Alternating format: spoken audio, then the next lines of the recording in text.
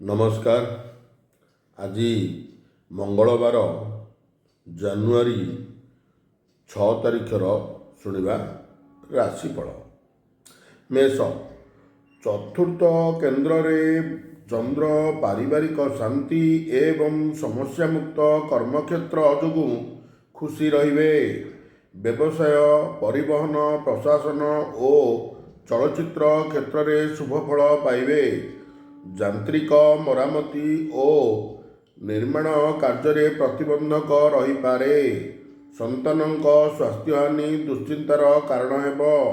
ବନ୍ଧୁଙ୍କ ପ୍ରତିଶ୍ରୁତିରୁ ମନ ହାଲୁକା ରହିବ। ବୃଷ, ବୃହସ୍ପତିଙ୍କ ଯୋଗୁଁ ଧନହାନି ପ୍ରାପ୍ତିରେ ପ୍ରତିବନ୍ଧକ କିମ୍ବା ଅର୍ଥନୈତିକ ଅପରାଧରେ ଜଡ଼ିତ କରାଇପାରନ୍ତି। ବ୍ୟୟାଧିପତି ମଙ୍ଗଳଙ୍କ ପ୍ରଭାବରେ ଜମିଜମା, ଯାନ୍ତ୍ରିକ ଜିନିଷ ମରାମତି କିମ୍ବା ବିକ୍ରି ପାଇଁ ମନସ୍ଥ କରିପାରନ୍ତି। ସଭାସମିତିରେ ଯୋଗ ଦେଲେ ପ୍ରଶଂସିତ ହୋଇପାରନ୍ତି। ସନ୍ତାନଙ୍କ ବୈବାହିକ ସମ୍ବନ୍ଧ ପାଇଁ ବନ୍ଧୁଙ୍କ ସହ ଆଲୋଚନା ଫଳପ୍ରଦ ହେବ।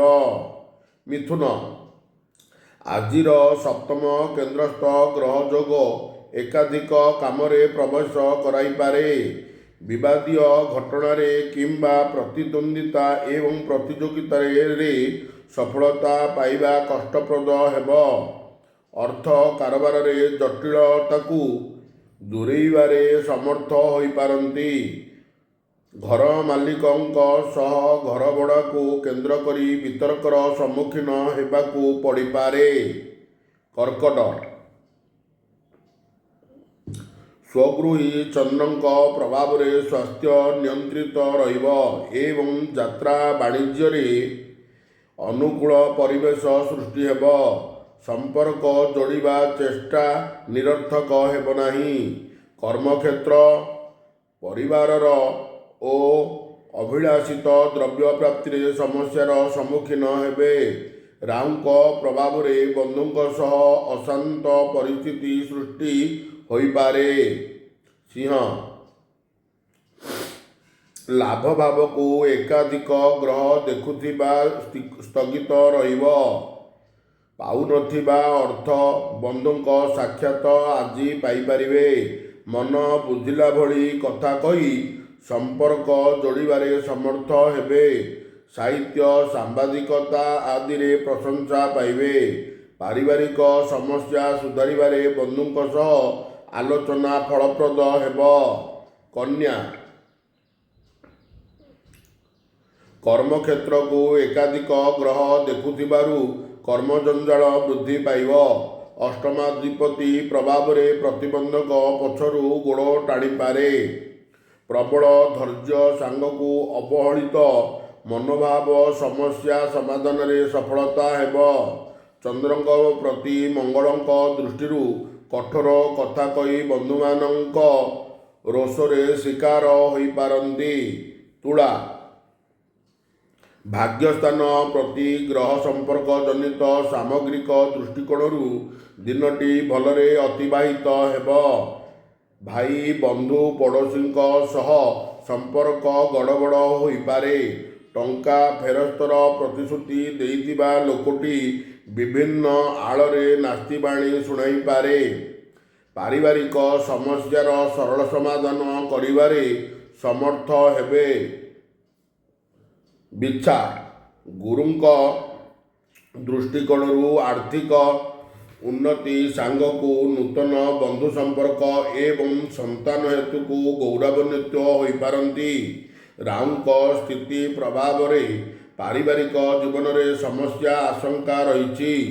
ଆଜିର ଯାତ୍ରା ବାଣିଜ୍ୟ, ଆନୁଷ୍ଠାନିକ କର୍ମାରମ୍ଭ ସନ୍ତୋଷଜନକ ରହିବ। ରାଶ୍ୟାଧିପତି ମଙ୍ଗଳଙ୍କ ପ୍ରତି ଶନିଙ୍କ ଦୃଷ୍ଟି ସ୍ୱାସ୍ଥ୍ୟ ସମସ୍ୟା ସୃଷ୍ଟି କରିବ। ଧନୁ, ଗ୍ରହଙ୍କ ଅନୁକୂଳ ପ୍ରଭାବରୁ କର୍ମକ୍ଷେତ୍ର ଏବଂ ସାମାଜିକ ସ୍ତରରେ ସମ୍ମାନଜନକ ସ୍ଥିତିରେ ରହିବେ।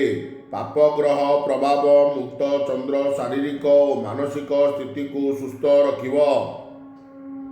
ଅଟକିଥିବା କାମଗୁଡ଼ିକ ଯୋଗୁଁ ମାନସିକ ଶାନ୍ତି ବ୍ୟାହତ ହେବ। ଆର୍ଥିକ, ବ୍ୟବସାୟିକ ସ୍ଥିତି ଏବଂ ପାରିବାରିକ ସମ୍ପର୍କ କେତେକାଂଶରେ ପ୍ରଭାବିତ ହେବାର ଆଶଙ୍କା ରହିଛି। ମକର, ସପ୍ତମାଧିପତି ଚନ୍ଦ୍ରଙ୍କ ସ୍ଥିତି ପାରିବାରିକ ଜୀବନକୁ ଶୃଙ୍ଖଳିତ ରଖିବ। ବନ୍ଧୁଙ୍କ ପରାମର୍ଶରେ ଦୀର୍ଘ ଦିନରୁ ଅଟକି ରହିଥିବା କାମଟିକୁ ଆରମ୍ଭ କରିବାକୁ ମନ ବଳାଇବେ। ଦୈହିକ ଦୁର୍ବଳତା କର୍ମକ୍ଷେତ୍ରକୁ ମନ୍ଥନ କରିପାରେ। ଦୂରଯାତ୍ରା, ବ୍ୟବସାୟ, ପରିବହନ, ବନ୍ଧୁଙ୍କ ସହ ଆଲୋଚନା ଓ ପାରିବାରିକ ସ୍ଥିତି ପ୍ରାୟତଃ ଭଲ ରହିବ।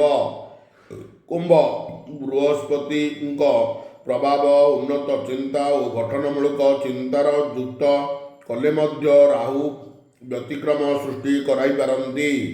ବାଧ୍ୟବାଧକତାରେ ନୂତନ କାର୍ଯ୍ୟରେ ହାତ ଦେବେ। ଋଣ ପରିଶୋଧ କରିବାରେ ବିଫଳ ହୋଇପାରନ୍ତି। ପରୋକ୍ଷ ଶତ୍ରୁତା, କାର୍ଯ୍ୟହାନି, ବନ୍ଧୁରେ କଳହ ମାନସିକ ଦୁଶ୍ଚିନ୍ତାର କାରଣ ହୋଇପାରେ। ମୀନ, କର୍ମସ୍ଥାନରେ ଚତୁର୍ଗ୍ରହ ପରିବାର ସ୍ଥାନକୁ ଦେଖୁଥିବାରୁ ପରିବାର, ବନ୍ଧୁ ସମ୍ପର୍କ, ସଭା ସମିତିରେ ସଫଳତା ପାଇବେ। ସାଧାରଣ କଥାକୁ କେନ୍ଦ୍ର କରି ମାନସିକ ଅସ୍ଥିରତା ସୃଷ୍ଟି ହୋଇପାରେ। କୌଣସି କାମ ସୁବିଧାରେ ହେବା କଷ୍ଟକର ହୋଇପାରେ। ବ୍ୟବସାୟିକ ଦିଗଟି ସନ୍ତୋଷଜନକ ରହିବ ଏବଂ ବିବାଦର ସମାଧାନ ହେବା ଆଶଙ୍କା ରହିଛି। ନମସ୍କାର, ଜୟ ଜଗନ୍ନାଥ।